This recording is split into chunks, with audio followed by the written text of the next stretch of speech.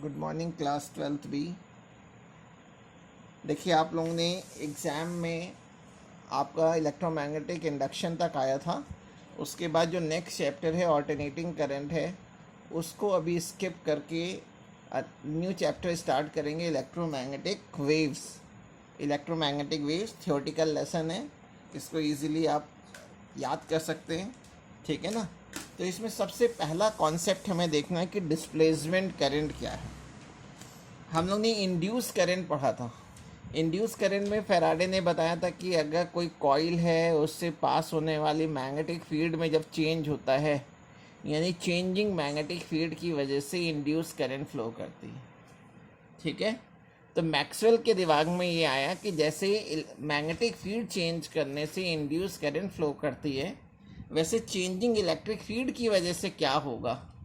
अगर electric field को मैं कंटिन्यूसली चेंज करता जाऊं, तो उसमें इलेक्ट्रिक फील्ड को जब चेंज करेंगे तो क्या होगा। तो उन्होंने क्या किया कि कैपेसिटर लिया। ये मैंने कैपेसिटर की दो प्लेट्स दिखा दी हैं, दो प्लेट्स हैं P1 P2, और इसको मैंने एक बैटरी से कनेक्ट कर दिया,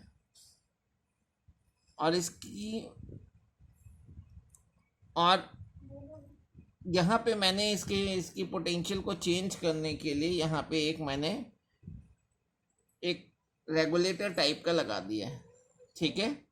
तो ये इन प्लेट P1 पे और प्लेट P2 पर जो पॉजिटिव चार्ज है और P2 पे जो नेगेटिव चार्ज है, इसकी वैल्यू कंटिन्यूसली हम चेंज कर रहे हैं। जब P1 और P2 प्लेट पे हम चार्जेस को कंटिन्यूसली चेंज करेंगे, तो इसके बीच में जो इलेक्ट्रिक फील्ड प्रोड्यूस होगी वो भी कंटिन्यूसली चेंज होती रहेगी। और चेंजिंग इलेक्ट्रिक फील्ड की वजह से क्या होता है कि दोनों प्लेटों के बीच के गैप में करंट फ्लो करने लग जाती है, जिसकी वैल्यू इस सर्किट में जो करंट फ्लो करेगी, जिसको कि हम इस लेसन में कंडक्शन करंट कहेंगे, उसके इक्वल होती है। तो कैपेसिटर की प्लेटों के बीच में due to changing electric field जो करंट प्रोड्यूस होती है, उसको हम लोग डिस्प्लेसमेंट करंट कहते हैं। तो इसको अगर मैं डिफाइन करूं तो कह सकता हूं कि if the electric field between the plates if the electric field between the plates of the capacitor between the plates of a capacitor changes, then due to change in electric field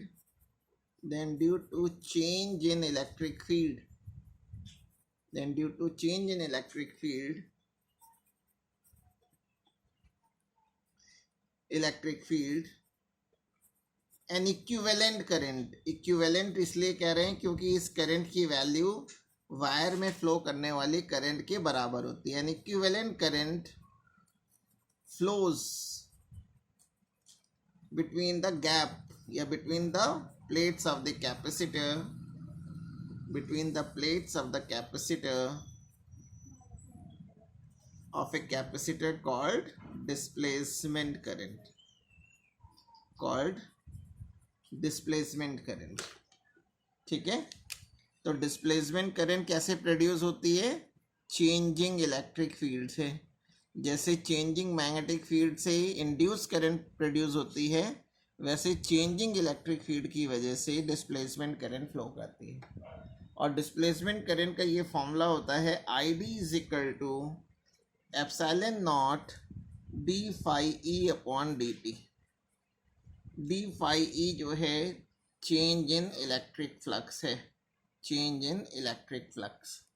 अब electric conduction current और displacement current आपस में equal होती है। इसको हम लोग कैसे प्रूफ करेंगे, तो मेरी नेक्स्ट हेडिंग यही है। हाँ, तो हम लोगों को हेडिंग देखनी है relation between conduction current and displacement current. देखिए, गॉस थ्योरम में आप पढ़ चुके हैं कि bye Gauss theorem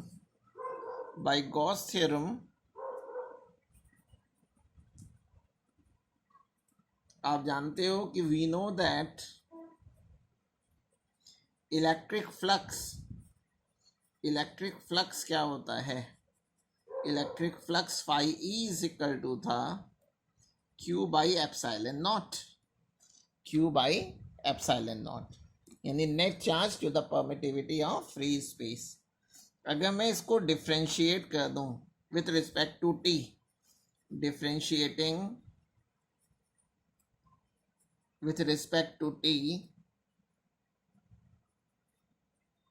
we get, देखिए क्या मिल जाएगा, D phi E upon D T is equal to 1 upon epsilon naught constant है, D Q by D T, D Q by D T. लेकिन D Q by D T क्या हो गया, rate of flow of charge, since D Q by D T होता है current, current को ही इस lesson में हम लोग कंडक्शन करंट कहेंगे और आईसी सिंबल से लिख देंगे। आईसी जो है वो कंडक्शन करंट है। तो अगर मैं यहाँ पुट कर दूँ, therefore from equation 2 we get D phi E upon D T is equal to 1 upon epsilon naught into I C.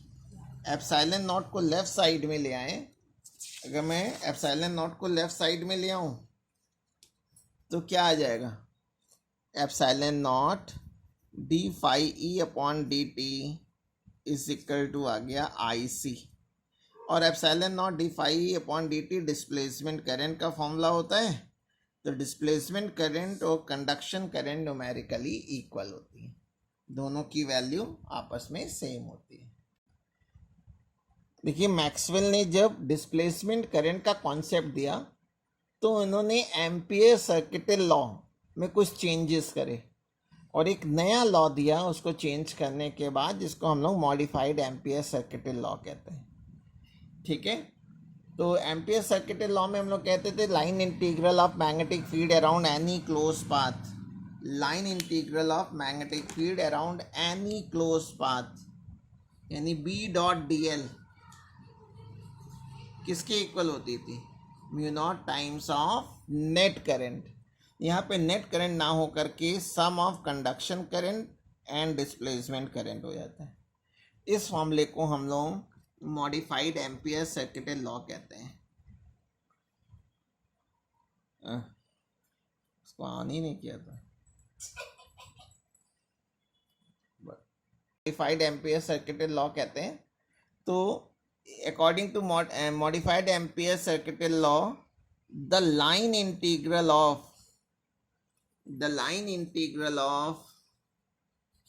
magnetic field, the line integral of magnetic field around any closed loop, around any closed loop is equal to mu naught times of sum of conduction current and displacement current, conduction current and displacement current। ये modified ampere circuital law है जिसका formula मैंने यहाँ लिख दिया है। ठीक है, अब जब ये एम्पियर सर्किटल लॉ आ गया तो उसके बाद मैक्सवेल ने 4 इक्वेशंस दी थी। हम लोग इलेक्ट्रोस्टैटिक पूरी यूनिट पढ़ चुके हैं, मैग्नेटिज्म पढ़ चुके हैं, तो उन 4 इक्वेशंस को मैं लिख रहा हूँ। देखिए 4 इक्वेशंस मैक्सवेल्स ने दी थी, जिसमें फर्स्ट इक्वेशन है गॉस लॉ ऑफ इलेक्ट्रोस्टैटिक, यानी गॉस लॉ का स्टेटमेंट दे रहे हैं, यानी surface integral of electric field around any close path is equal to the ratio of net charge to the permittivity of free space. केवल फॉर्मूले मालूम होने चाहिए। फिर गॉस लॉ ऑफ मैग्नेटिज्म, यहाँ इलेक्ट्रिक फील्ड की जगह मैग्नेटिक फील्ड कर लेते हैं और इसको बोलते हैं surface integral of magnetic field around any close path is always zero. एक क्वेश्चन 1 मार्क्स में पूछा जाता है कि शो कीजिए कि मैग्नेट में सिंगल पोल एग्जिस्ट नहीं करते हैं, तो इसी फॉर्मूले को दे देते हैं। फिर नेक्स्ट है Faraday's law of induction, induced EMF is equal to the negative rate of change of magnetic flux. और चौथा है, अभी हम लोग ने ऊपर लिखा था मॉडिफाइड एम्पियर सर्किटल लॉ, उसी को यहाँ पे मैंने रिपीट कर दिया है।